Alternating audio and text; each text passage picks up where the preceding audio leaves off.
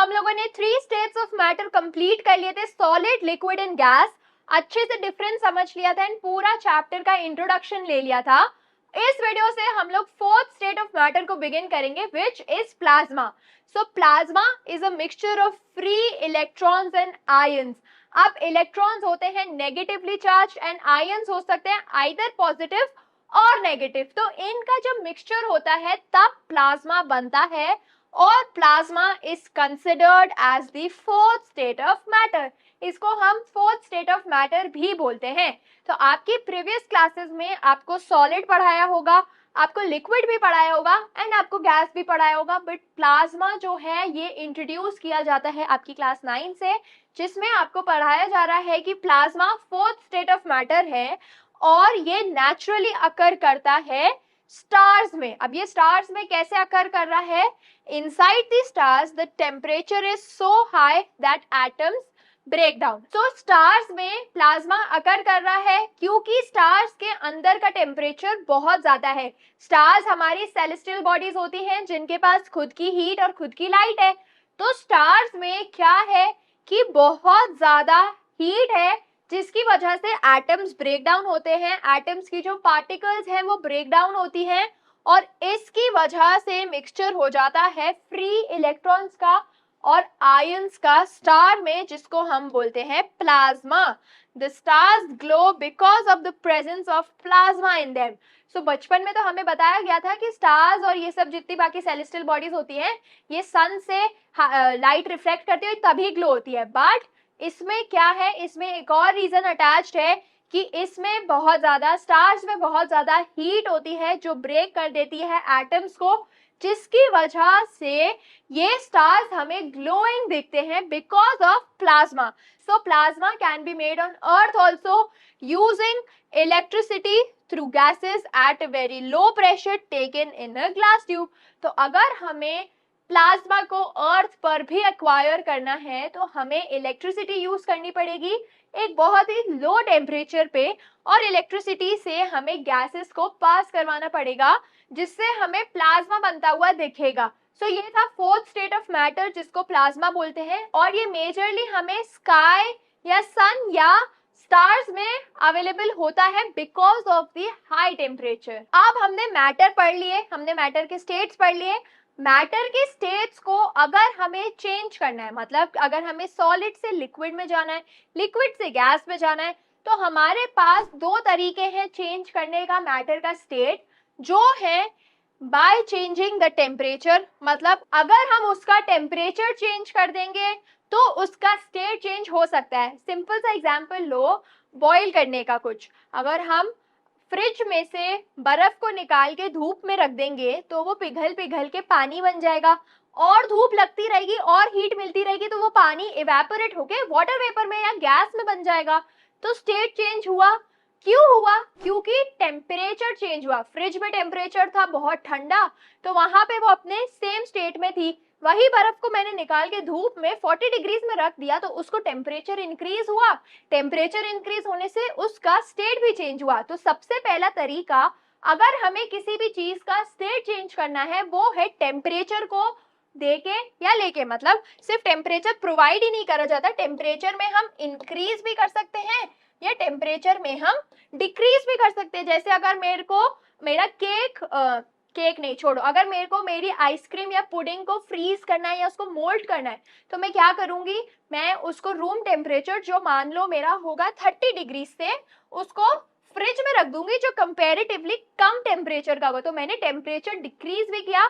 अगर मेरे को उसको लिक्विड से सॉलिड में बनाना था तो टेम्परेचर से हम उसका मैटर चेंज कर सकते हैं, मतलब हम उसके मैटर का टाइप चेंज कर सकते हैं बाय इंक्रीजिंग और डिक्रीजिंग द टेम्परेचर। ठीक है। सो नेक्स्ट अब हमारे पास है बाय चेंजिंग द प्रेशर। तो अगर हम प्रेशर भी चेंज करेंगे तो उसका स्टेट तब भी चेंज हो सकता है। जैसे अगर हम एक बहुत सिंपल सा एग्जांपल ले हमारी वाटर साइकिल का, ये एग्जाम्पल हमने बचपन से सीखा है कि इसमें क्या होता है, स्टेट चेंज होता है। पहले पानी होता है, फिर वो एवेपोरेट होता है, एवेपोरेट होके वो फिर कंडेंस होता है, फिर प्रेसिपिटेट होता है। तो हमारे पास था लिक्विड, ये लिक्विड से कन्वर्ट होगा वेपराइजेशन से गैस में, मतलब हीट प्रोवाइड करेंगे तो उसके वेपर्स बनेंगे, टेम्परेचर इंक्रीज हुआ तो वो कन्वर्ट हो जाएगा वेपर्स में, गैस में, जिस प्रोसेस को हम बोलते हैं वेपराइजेशन। जब उसका लिक्विड का स्टेट चेंज हो जाएगा गैस में बाय प्रोवाइडिंग टेम्परेचर या बाय इंक्रीजिंग टेम्परेचर। अब वो गैस को अगर मेरे को डायरेक्टली कन्वर्ट करना है सॉलिड में तो वो होगा मेरा सब्लिमेशन से, या अगर मेरे को सॉलिड को डायरेक्टली कन्वर्ट करना है गैस में तो वो भी होगा सब्लिमेशन से। और इसका एग्जाम्पल है हमारी वापस से अगरबत्ती।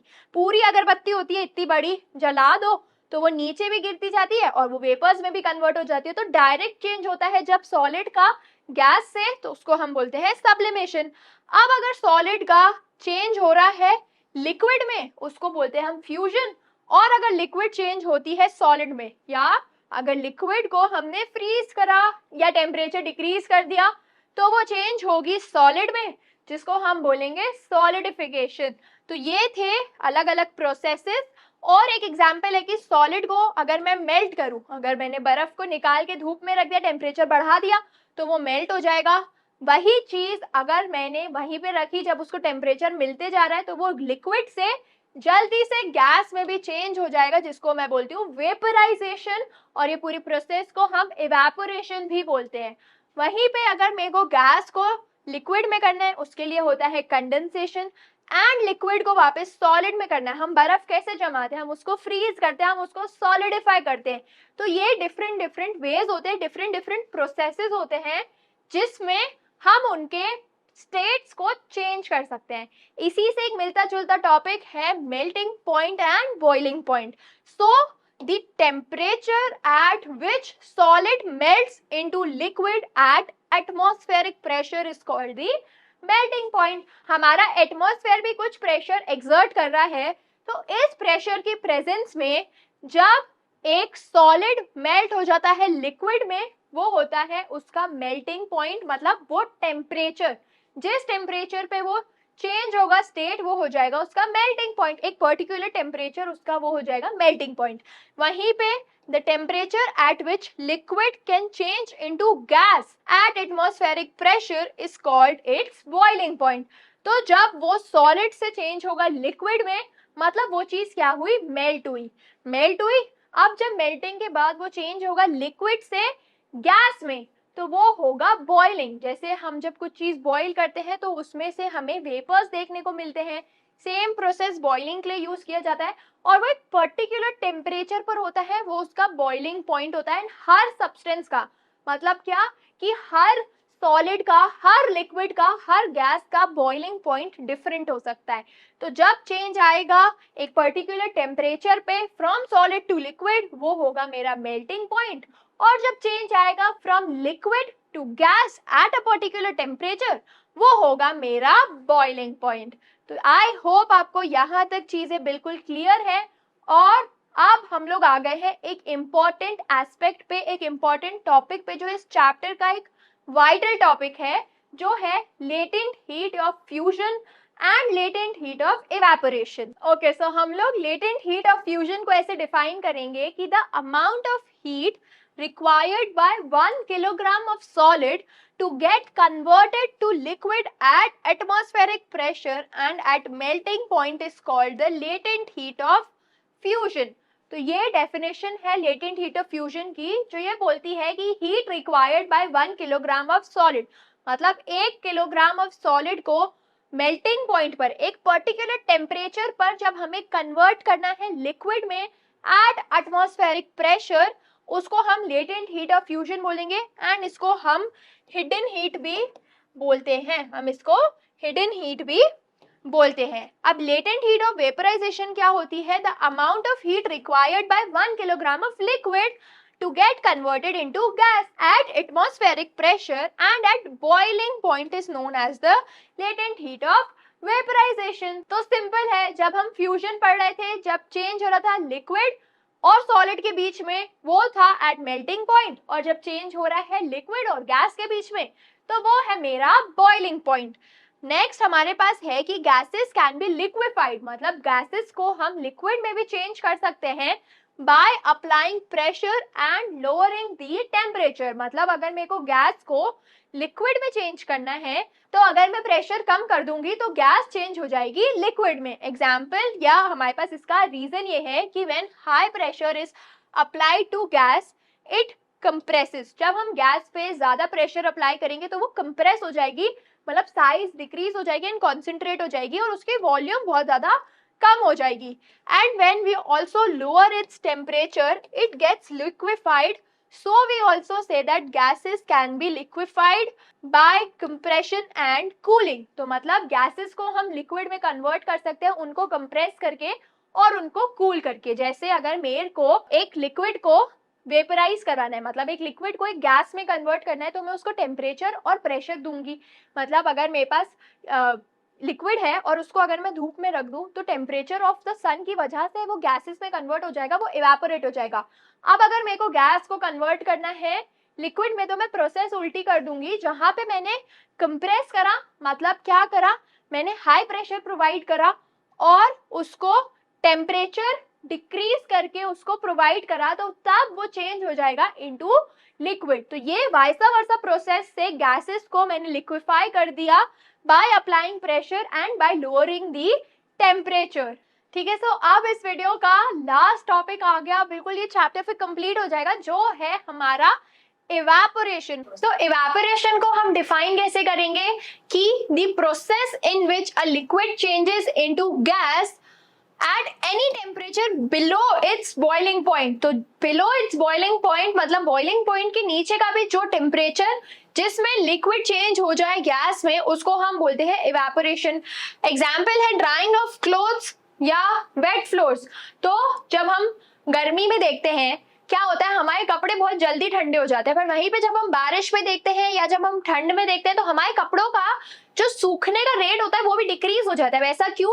क्योंकि टेम्परेचर डिक्रीज हो गया। जरूरी नहीं है कि गर्मी में भी जब इवेपोरेशन हो रहा है वो उसके बॉइलिंग पॉइंट पर ही हो रहा है, वो तब भी बॉइलिंग पॉइंट से कम में ही होता है। तो इवेपोरेशन बॉइलिंग पॉइंट से कम में होता है और ये होता है change from liquid to gas. अब इवेपोरेशन से कूलिंग क्यों होती है? इवेपोरेशन कूलिंग कैसे कॉज करता है? जैसे आप लोगों ने बहुत बार देखा होगा कि गर्मी के टाइम में शॉपकीपर्स क्या करते हैं, बाल्टी उठाते हैं और वो अपनी शॉप के बाहर डालते हैं।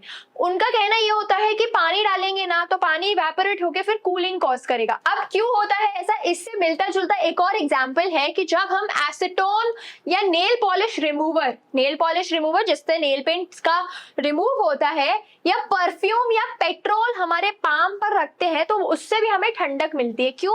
क्योंकि acetone, petrol and perfumes are volatile substances, ये बहुत ज्यादा वोलेटाइल होते हैं, तो इनका इवेपोरेशन का रेट बहुत ज्यादा तेज होता है। So when they come in contact with air evaporation is facilitated as it uses energy from the palm, hence leaving cooling effect। तो हमारे palm as a base से फिर यहाँ पे इवेपोरेशन होता है और इवेपोरेशन के बाद जो ठंडक मिलती है वो हमें मिलती है और इनका इवेपोरेशन भी बहुत ज्यादा क्विकली होता है, तभी ये पूरी प्रोसेसेस 1 या 2 मिनट में हमें पूरा ठंडक प्रोवाइड कर ही देती है। 1 या 2 मिनट भी मैंने ज्यादा ही बोल दिया, और कम में हमें ठंडक मिलती है। After a hot sunny day people sprinkle water on the roof और ओपन ग्राउंड। तो भाई ये शाम के टाइम पे लोग क्या करते हैं, पानी डाल देते हैं अपनी शॉप्स के बाहर या अपनी टेरेस वगैरह पे। So when the water is sprinkled on the roof top और ground it evaporates because of the latent heat of vaporization leaving behind the cooling effect। तो उसकी जो latent heat थी vaporization की at atmospheric pressure and at its boiling point, उससे क्या होगा, उससे कूलिंग इफेक्ट क्रिएट हो जाएगा। और एक और एग्जाम्पल है कि why are we able to sip hot tea milk faster from a saucer rather than a cup। हम लोगों ने देखा है सुबह उठ के आते हैं, पापा न्यूज़पेपर पढ़ रहे होते हैं एंड चाय पी रहे होते हैं, तो चाय कुछ लोग पीते हैं सॉसर में स्प्रेड करके, या जब हमारी मम्मा भी दूध बॉईल करती है या जब हम स्कूल जाने के लिए लेट हो रहे थे तो मम्मा भी दूध को ठंडा कैसे करती है, उसको एक बड़ी सी प्लेट में डाल के फैन के नीचे रख देती है। तो इससे क्या होता है कि उसका जो सरफेस एरिया है वो एक कप से या एक ग्लास से कंपैरिजन में लार्जर होता है। मतलब एक ग्लास में दूध रहेगा पूरा ऐसे ऐसे और एक कॉन्सेंट्रेटेड, और पूरा एक कप में या एक प्लेट, एक सॉसर में या एक प्लेट में पूरा वो स्प्रेड आउट हो जाएगा। तो यहाँ पे ग्लास में या कप में दूध और चाय रहेगी एकदम कॉन्सेंट्रेटेड, और प्लेट में अगर मैं डाल दूंगी तो उसका सरफेस एरिया इंक्रीज हो जाएगा, मतलब जो उसका बेस है वो इंक्रीज हो जाएगा एंड वो फैल जाएगा इवनली। तो यहाँ पे अब क्या होगा, जो इवेपोरेशन का रेट है वो इंक्रीज हो जाएगा, तभी टी या मिल्क सॉसर में बहुत जल्दी कूल डाउन हो जाता है। तो ये थी एप्लीकेशंस इवेपोरेशन की, एंड हमारा टॉपिक ये चैप्टर हुआ कंप्लीट यहाँ पे। मेरे को पूरा पूरा बिलीव है कि आपको ये वीडियो बहुत अच्छी लगी होगी। और वीडियोस मिलेंगी और चैप्टर्स मिलेंगे, आपको जो चैप्टर समझना है, जो चैप्टर पढ़ना है, आप डेफिनेटली कमेंट सेक्शन में डाल सकते हो। मैं डेफिनेटली एक बहुत क्विक वीडियो लाऊंगी जिससे आपका एक रिकैप भी हो जाएगा एंड आपको चैप्टर भी समझ आ जाएगा। सो और वीडियोस के लिए बेल नोटिफिकेशन जरूर दबाना ताकि आपकी पढ़ाई का कोई भी लॉस नहीं हो। और वीडियोस मिलेंगी, till then stay tuned and happy learning.